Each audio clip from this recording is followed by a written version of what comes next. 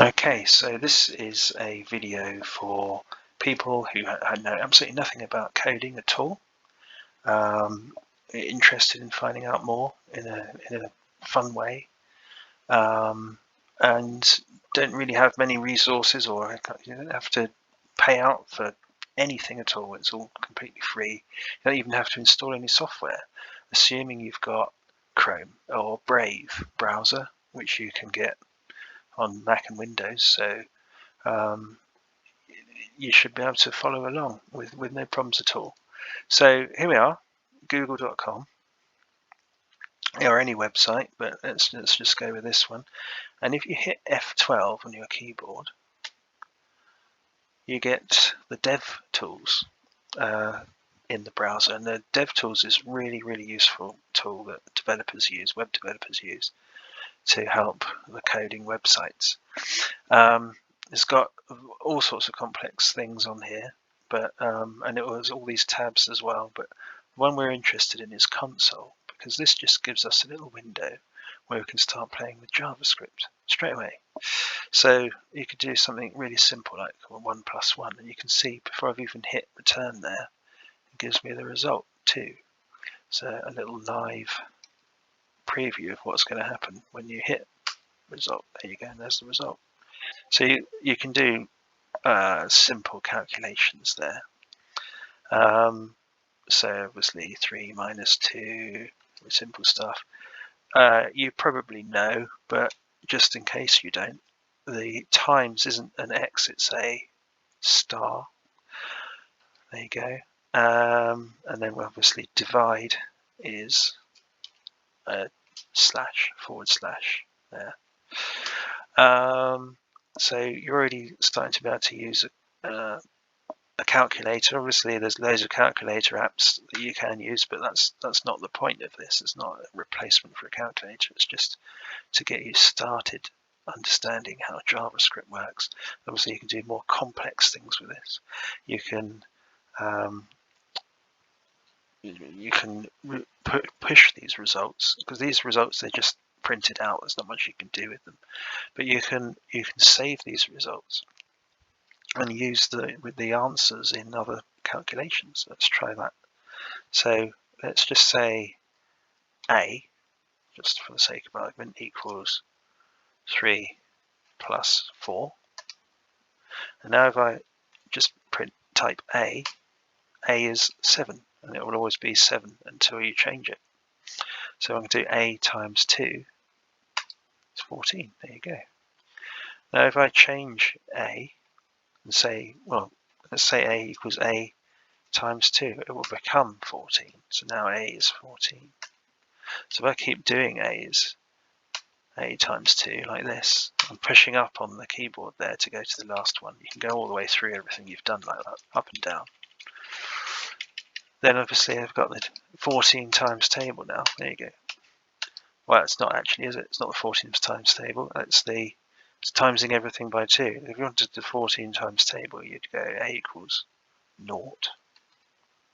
A equals a plus 14 plus 14. And you keep doing that. There you go. So that's the 14 times table. Obviously that's really not a very efficient way of going through the table there, going up and into up and into up and into. It's fun, but we would want the program to do that for us. And that's something that's called a loop. And you can do loops in JavaScript to just effectively just do that repetitive thing a number of times. So let's try that. So the way to do a loop, well, there's many ways, but the best way, the simplest way, is a little command called for, a little keyword in the JavaScript language called for, and you can see this is for loop there. So for, and then I can say in the brackets, I'm going to say let. That's just saying let this variable, which I'm calling I, that's a standard variable name for iterating, equal 0. And I'll put a little colon in. So that's initialized the counter. So that's the counter, just starting at 0. And then we're doing a new command here. So it's like a command inside the for. This one says when should we stop? So let's do 12. So when while I is less than or less than 12. So as long as it's less than 12, when we get back to this statement, it will be okay to carry on and loop again. And then in the last command of this for loop, we're saying I equals I plus 1, just like we did above. We're adding 1 every time we go around the loop. There's a simpler way of writing that. You just go I plus plus if you just want to add 1. You just go I plus plus, and it just adds 1 to it. So that's there. And then that's the loop itself. So if I do that, it doesn't do anything. It's just a loop. It doesn't do anything. We need a body in that loop. See? So the way we do a body is with brackets there, and this is the body inside here, JavaScript.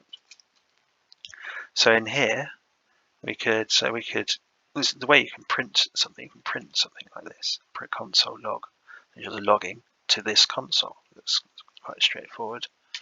And if I can put a message in there, hello.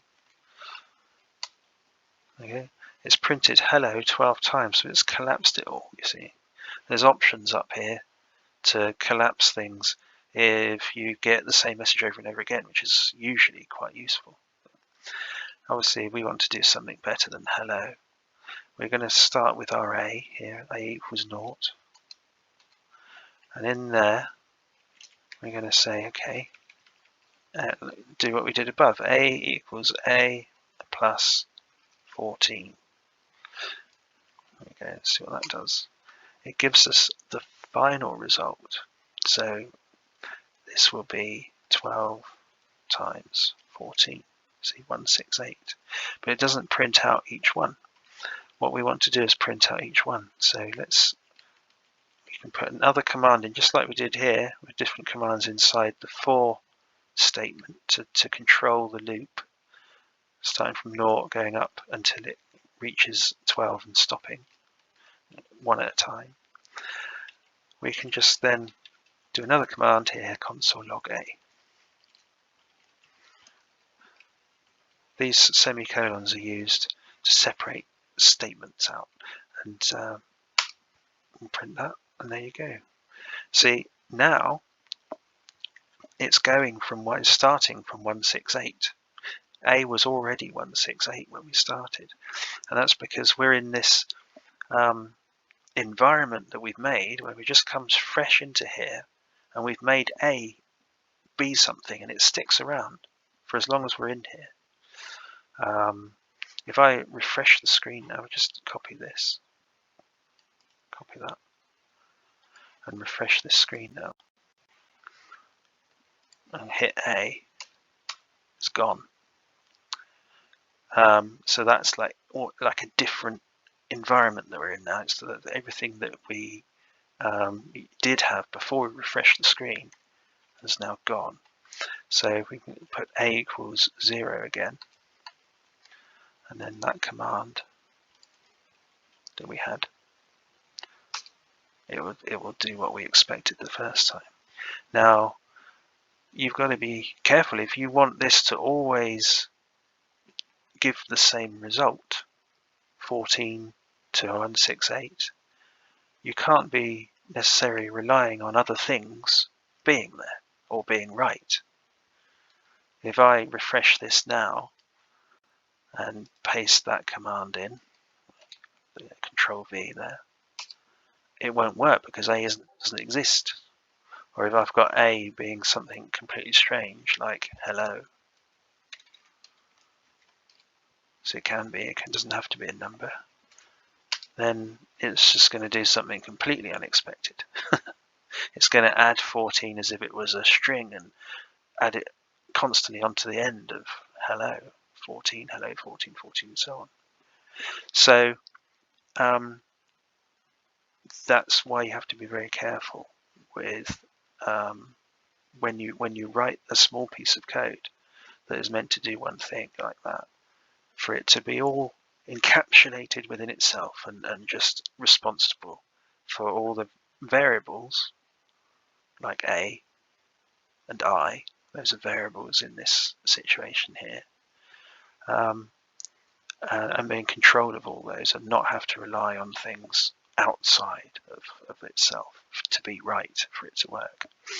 So that is something that would be useful to use a function for.